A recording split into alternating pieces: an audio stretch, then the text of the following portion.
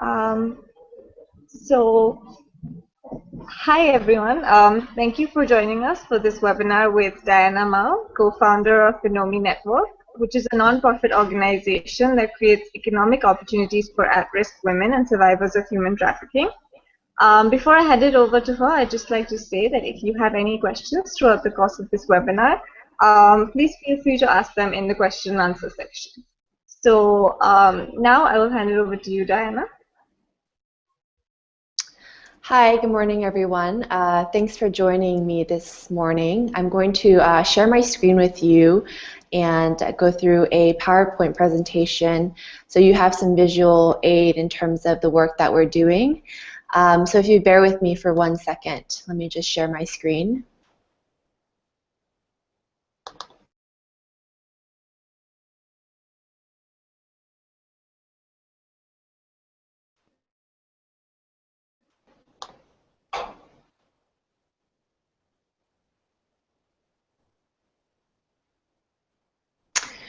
So, Nomi Network, we are a nonprofit organization dedicated to creating training and job opportunities for survivors and women at risk of human trafficking.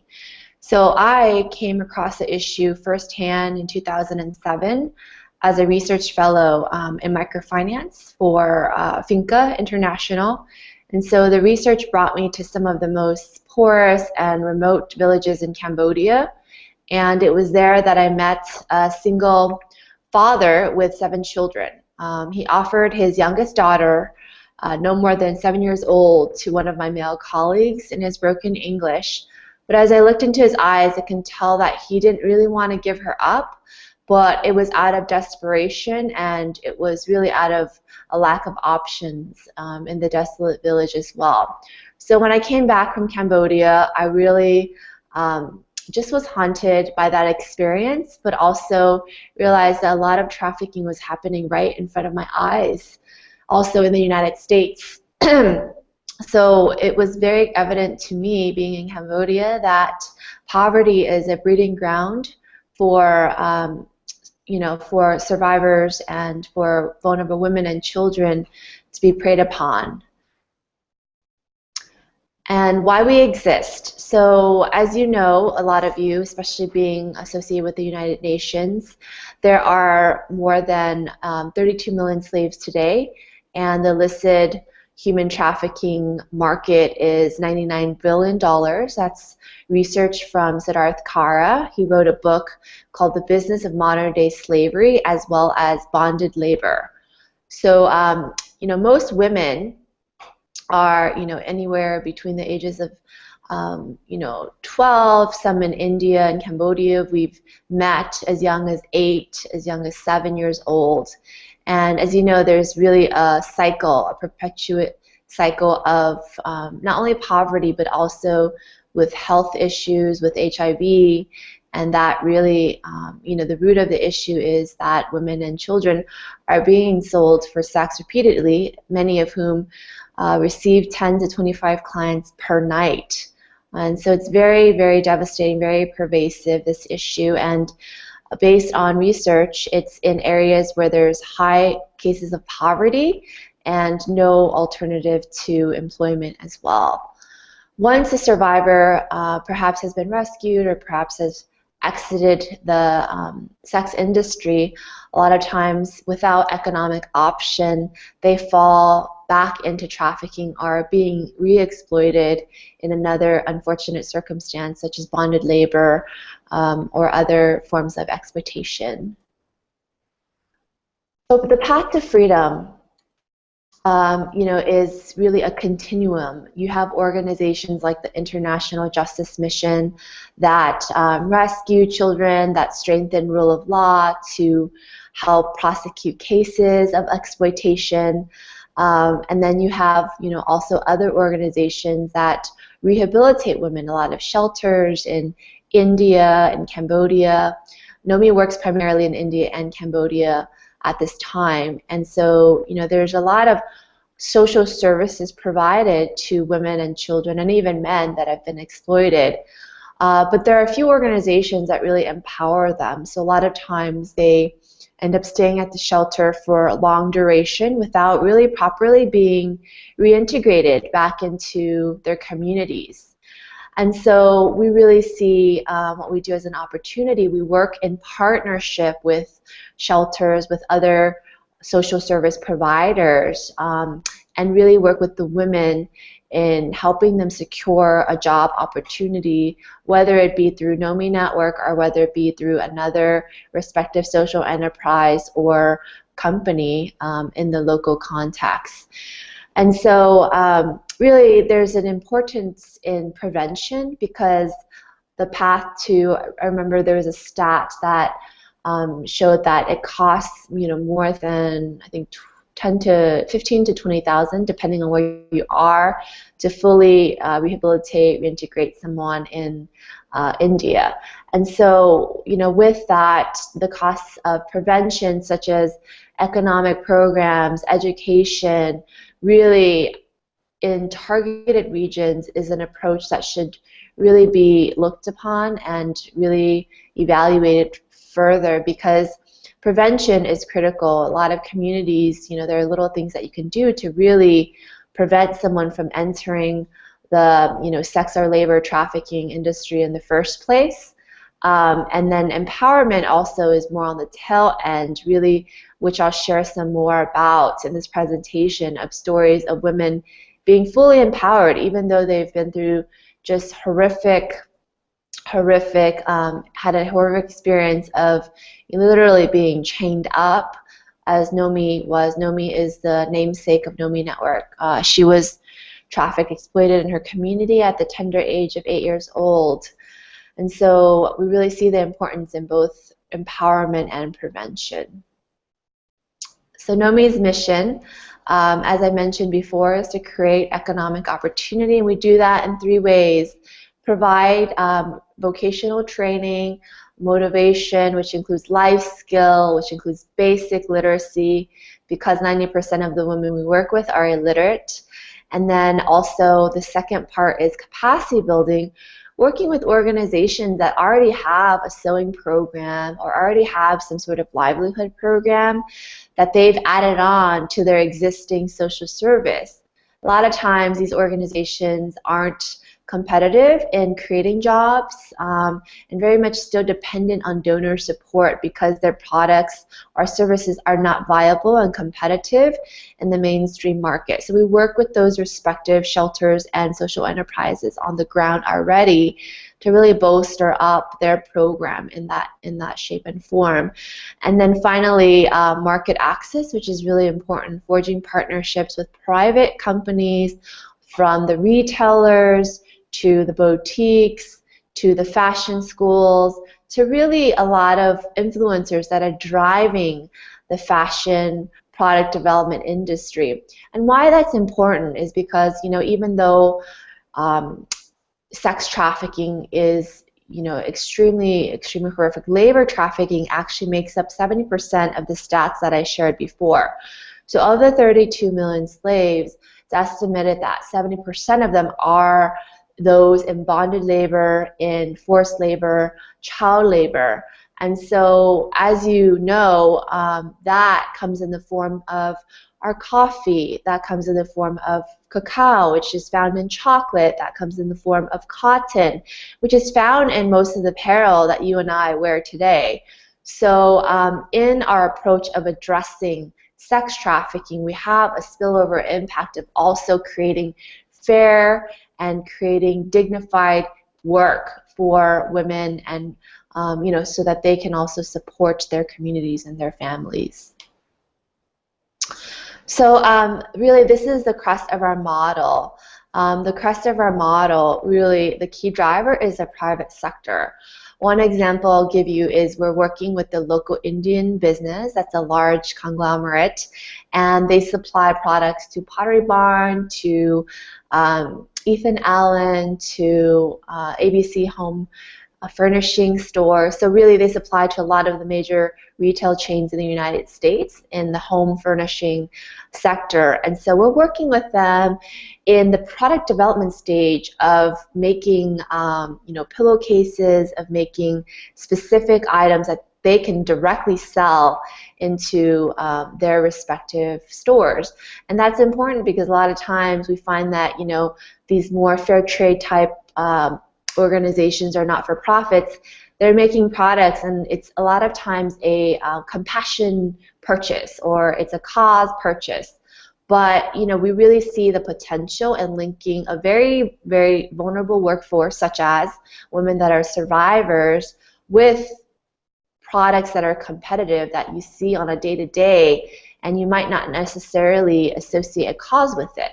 But that's really where the purchasing power is. That's really where, you know, consumers are buying pillowcases, are buying bed sheets, are buying home furnishings. And so, you know, that's really the crux of our model, is to not only provide the curriculum, the training, the motivation, the life skills, most of all, the self-confidence that's part of our curriculum, is to strengthen our women's self-confidence and their ability to believe in themselves, and the ability to even stand up and get, you know, leave their huts. The premise of the red light district is an area that's really, really hard in terms of women receiving a lot of abuse, slander, as well as social stigma for simply living in the wrong location, or simply having the wrong last name, or having, you know, skin color that is darker than someone else that lives in the city. So that region, particularly in Bihar, is an area that is really, really forgotten and forsaken in a lot of ways.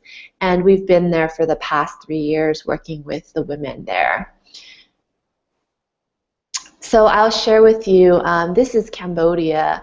As you can see, you know, there are a lot of public campaigns that really focus and target educating families that it's wrong, you know, to sell your children. It's wrong, you know, specifically to, you know, even send them off to work somewhere, because they will end up, in a lot of cases, unfortunately, in the brothels. And so Mary, to your left, is a survivor of sex and labor trafficking by a neighbor in her rural community, and unfortunately her eyes were gouged out by traffickers, and she was blinded, and she currently works for a social enterprise that we partner with in Cambodia. I met her February this February, and that bag that I'm holding, she hand painted it.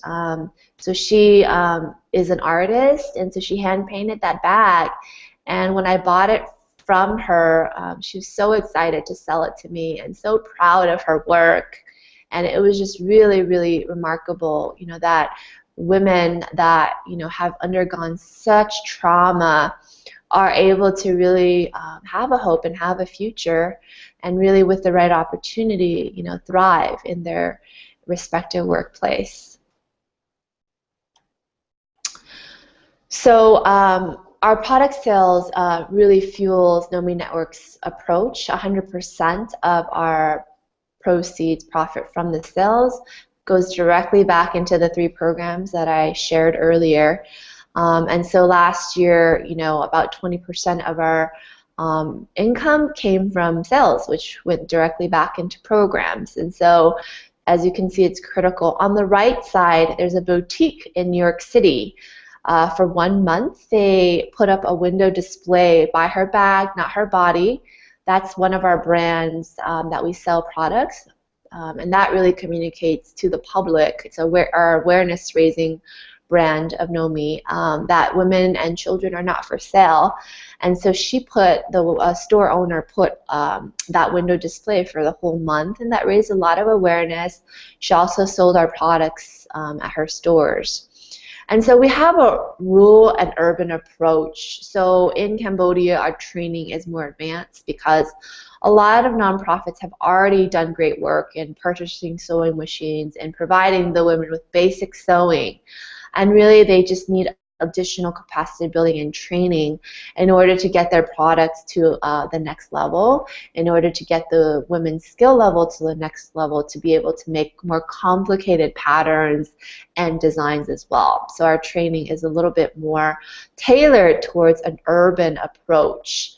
And so our curriculum in the rural context in Bihar, we focus on behavioral change, on trust building. As you know, you can imagine a lot of women have been sold by their own families.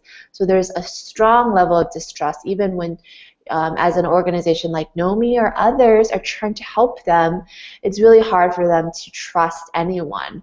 And so within our curriculum, we focus on that, and then teamwork, and then finally developing leadership skills and self-confidence. So our theory of change. This diagram is a little complicated. You can, read through it a little bit while I share a little bit about this. And so in a nutshell, the theory of change is that, if we invest in women that are either vulnerable or survivors of sex labor trafficking, even if she has no education or is illiterate, like the women in Bihar, when she earns viable income, she feeds her children, she stands up against her abusers, she becomes a catalyst in her community, and her new way of making a living really creates a ripple effect that reaches people far, far beyond the context of her own life and her own family.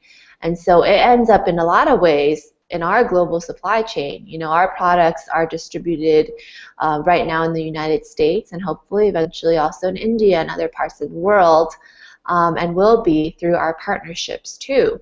So that is a very, very, double, triple, whatever you want to call it, impact, not only in the context of our community that has been traditionally vulnerable, extremely vulnerable to sex and labor trafficking, especially in the state of Bihar, and even other rural areas where traffickers prey on children. We're really, really seeing that transformation right now as well in their communities. How we measure success. So how we measure success is in 3 levels. Skill development. So last year we've trained 109 women. We've created over 300 jobs as a small organization that only started in 2009. But because our model is one that is supported by not only the private sector but the government as well, the U.S. Department of State funded us only after our 2nd year of launching in 2009. And so that's critical in really helping the women help themselves, and help their children and prevent their children from being exploited is something we also teach them. And then the number of women receiving training, the skill enhancement is something we look at. It's critical for their skills, as you know, from being very, having no skill to really growing that and moving them on to more even advanced training. And then triaging them to different career paths is something that we have built in within our program. And then jobs secured, number of savings accounts open. Our women in Bihar, all of them have open savings accounts. They're saving. Last year, Russo showed me her savings account. It was $88. And a typical microfinance loan in that region is about $50. So already, the women are learning the concept and doing it with proper incentives that we've already instilled within the program. And then the numbers of trainees who send their children to school. And then finally, tier 2 is production. We look at the quality of work, the production level, the earning potential, also the quality of life. And then in the context of working in partnership, we look at the growth of our partner organizations as well. Are they growing? Are they hiring more people? Are their products improving as well with our design input and guidance? And then 3rd tier is job creation. So we look at the revenue, we look at the level of awareness generated for the demand of the products, the distribution channels, and then of course the design of the product itself. So this is, Gahani is one of our women that we've promoted in Bihar. She definitely is someone that we have really seen grown and really develop in terms of her confidence and in terms of, you know, just her ability to care for her children. In partnership with Nomi, she sent 2 of her girls to a boarding school in about 2.5 hours away from our program site. And so with the income, she's even helping support her girls in that boarding school, along, of course, with support from Nomi Network. And so Gahani's story is, you know, she was a child bride, married off at the age of 14 to someone more than twice her age, and she's in an extremely abusive situation. One day, her quote-unquote husband beat her so bad that her head was fractured, split open, and our co-founder of Nomi happened to be there. She was there, so she took her to the local clinic. The local clinic was very, very short-staffed and didn't have infrastructure, didn't have equipment or supplies. They had some iodine in a old, crusty 7-Up bottle and poured that over her head and then proceeded to stitch up her skin without any form of anesthesia. She was in excruciating pain. Her children were crying, and you know, it was just really just kind of an indication of what type of resources are available in communities like where our women live. And it's really an area that has practically no resources, lack of electricity, lack of potable water, and then of course a highly corrupt state. But with Gahani and also other women, they are standing up against their abusers. And Fatima, she was sold into a brothel at the age of 9. She was forced to marry the brothel owner's son. This family practices intergenerational prostitution. She gave birth to her first daughter at the age of 12. And then when she joined Nomi Network, you know, she was at first just really skeptical and distrustful. But over the course of the 2 years, she has now, not only have her skills improved, but we've promoted her to train other women in the next cohort, and also we've promoted her based on her quality of work, based on her leadership skills, and based on her ability to really be the catalyst in the local community. So that's some of the women celebrating her birthday. And recently, last year, she was able to prevent her daughter from being sold. Her family pressured her oldest daughter, or second oldest daughter, to go into the brothels, and she stood up and said no. And so with the income she earned, with the support system now that she has in place, and with the support of Nomi and our partner organization, APNIAC, she's really able to stand up and receive the respect from not only her family but her community. And then her husband, you know, is no longer a pimp as of today, but he's still, you know, extremely abusive. In many cases, unfortunately, the women in those communities are extremely abused, you know, survivors, victims of domestic violence, and just really a lot of social stigma against women, specifically in that region. So Jami is another lady who we work with. She is a former sex slave and a member of the untouchable caste. Unfortunately, there are a lot. That's not her in that picture. That's someone in her community. So this was during graduation, and she, you know, was forced after she's aged out of being a sex worker. She's older, a little bit older, and she lost her house, her hut, and then was forced to become a beggar. So Nomi Network helped her repair her house, and then even though many of the women in our program actually didn't want to be associated with her, because another real strong factor to why there are half the world's slaves are actually in India, according to scholars. And a key reason is that the caste system is still very much in role and play, even though that's been abolished. Because she's from the untouchable caste, even the women that are from a lower caste, and if you can imagine, people from the higher caste living in Calcutta or in Delhi, they don't want to be associated with men, women, children from the lowest caste. And as you can imagine, that also perpetuates slavery.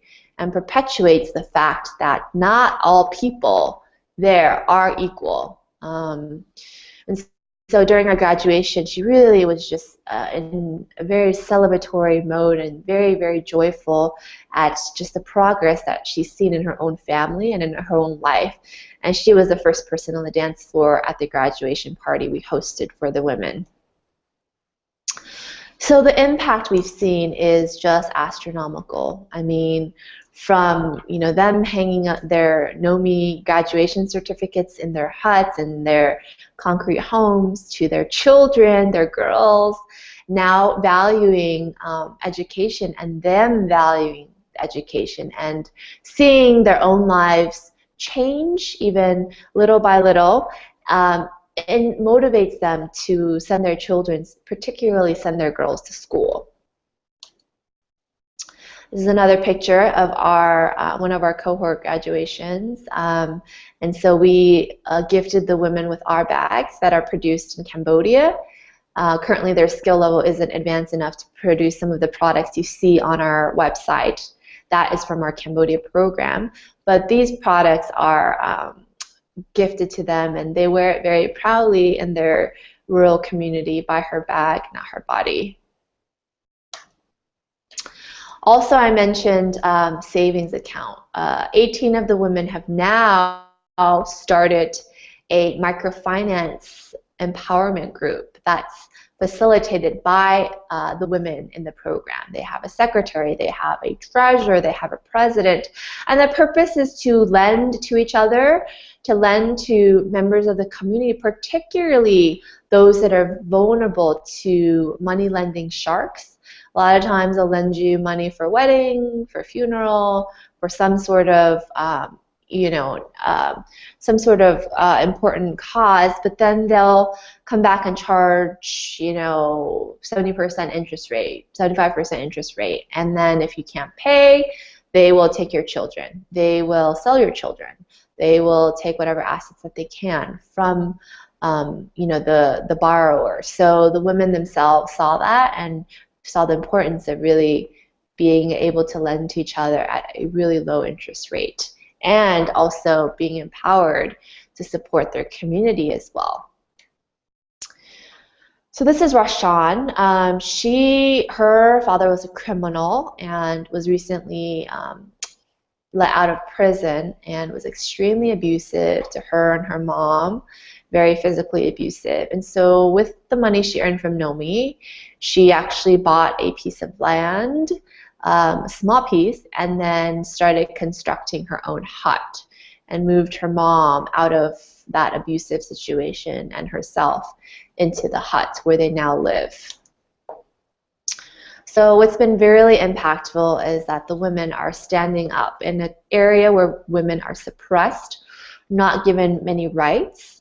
They, during International Women's Day this past year, marched around the community and really showed their presence as Nomi trainees, as the greater community and network of women that are standing up for each other, and in great numbers as well. Of course, there's a lot of opposition in the community, but at the same time, it's a very peaceful and symbolic way of saying that women and girls should be valued, should be treated with dignity, should be given equal opportunity, should be given a voice and also a choice. So partnering with us, whether it's a company that farms coffee beans or prepares beans for export, a freight company that transports the beans, a company that exports the beans, packaging company that in stateside that receives the coffee beans, you and I all are at risk on a day-to-day basis of buying products with slave or tainted labor. Whether it's the latte we drink at Starbucks or whether it's the T-shirt we buy, at Forever 21. There are companies that blatantly do not have CSR and do not care how their products are made. And I think as donors, as supporters, as volunteers, as consumers, we all purchase products. It's very important for us to let our retail store that we shop at, let the boutique we shop at, that they should really look into their supply chain, into who makes their products and how they get paid and how they get treated.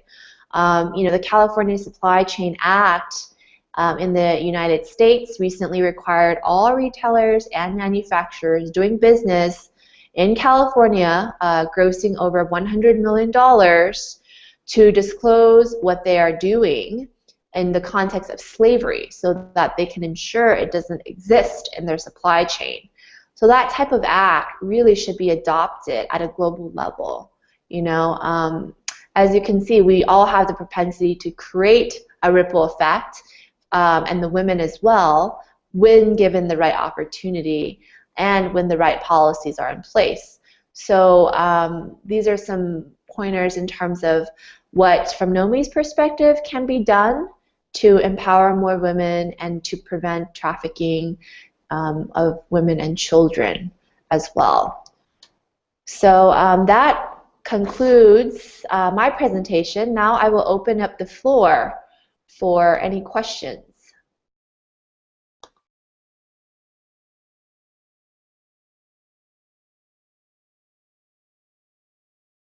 Hello? Hello?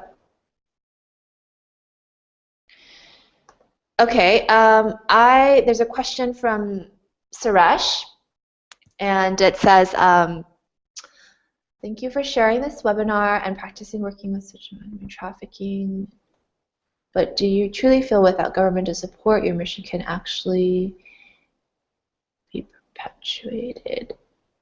Okay, so no, absolutely not. I mean, human trafficking is a systematic issue, but as I mentioned, I think it's important for the top-down approach in terms of policies, in terms of strengthening rule of law, in terms of really some of the stuff I talked about in regards to the California Supply Chain Act that comes from the top down.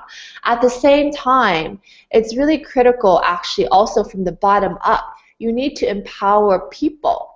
You need to empower, for example, the Gahanis who are facing extreme abuse to prosecute their quote-unquote husbands, to put pressure on domestic violence, to put pressure on those that are trafficking women in their communities, for the street-level bureaucrats such as police officers to even take action. So it needs to come from both ends. And no, I would say our approach is very grassroots.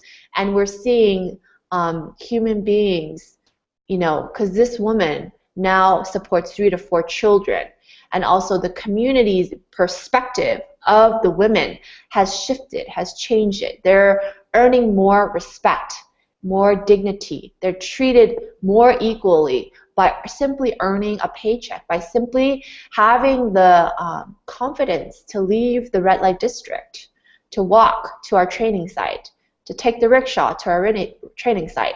And that is really, really impactful, and that is something that we see where the two forces can come together and really create and be a catalytic change in the context of Bihar, India. Yes. Is there another question? Okay.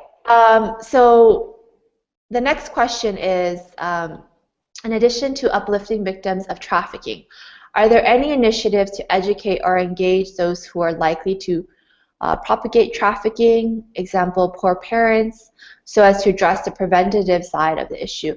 Absolutely. So a lot of times, there's a lack of education. People that are extremely desperate, making 75 cents or less than that per day, supporting a family of 5, when someone comes into their village and says, okay, I'm going to offer your daughter, your son a job in Calcutta, in Patna, wherever, right? They only see one solution right there, and that is for their children to go work. Unfortunately, in many cases, they end up in the brothels or in circumstances of bonded labor.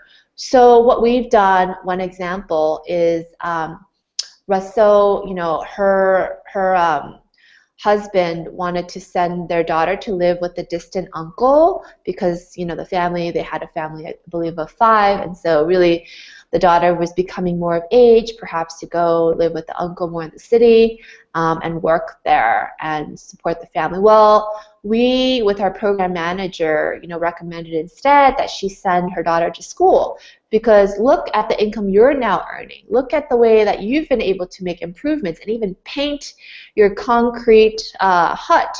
Look at the things, changes you've seen in your own life. Do you really want to send your daughter to go live with practically a stranger, even though they live quite a ways away, so it's not like they're in regular communication?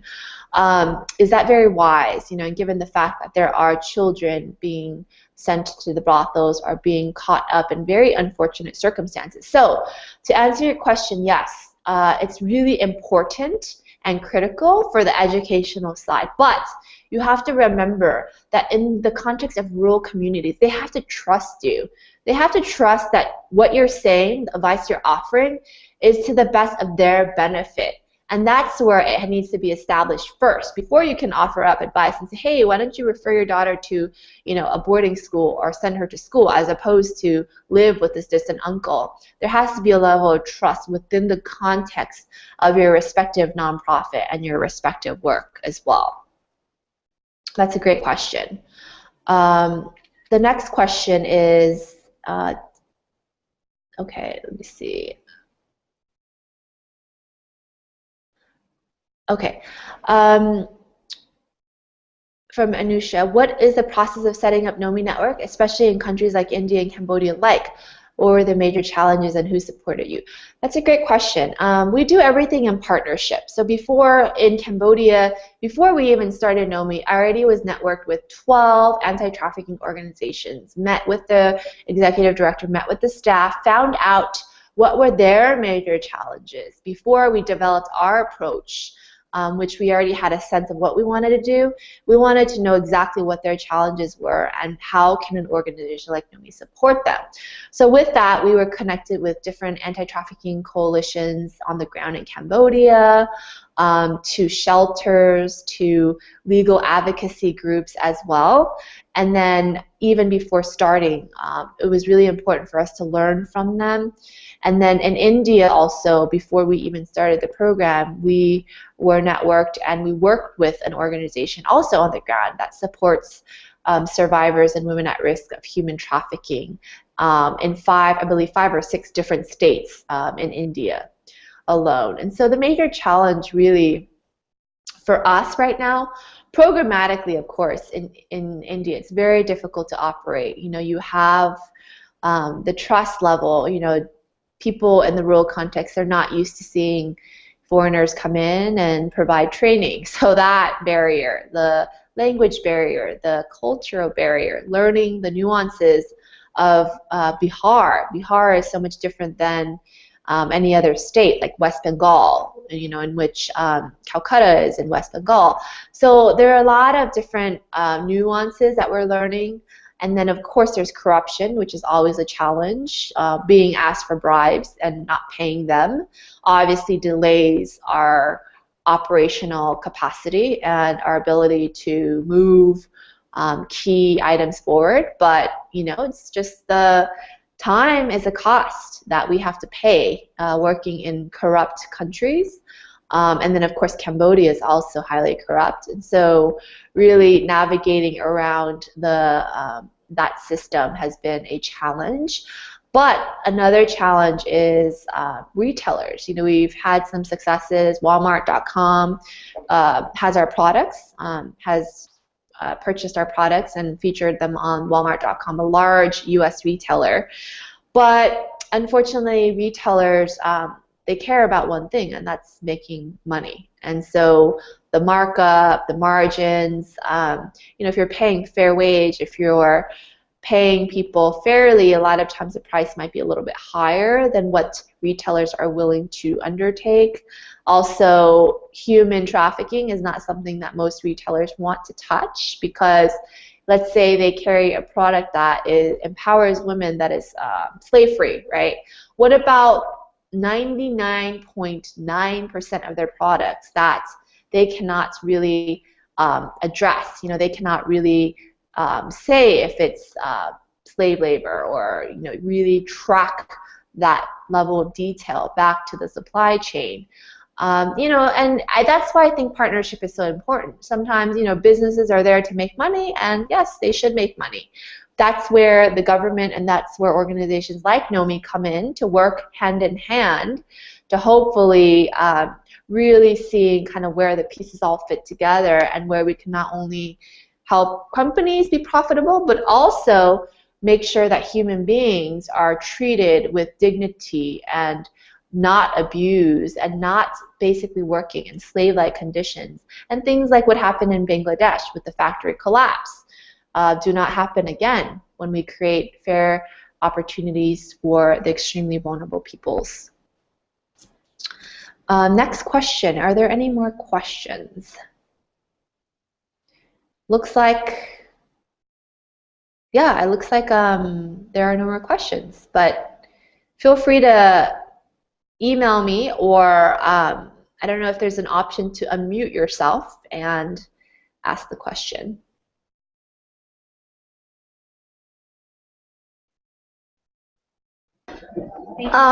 Okay, it looks like there are no more questions.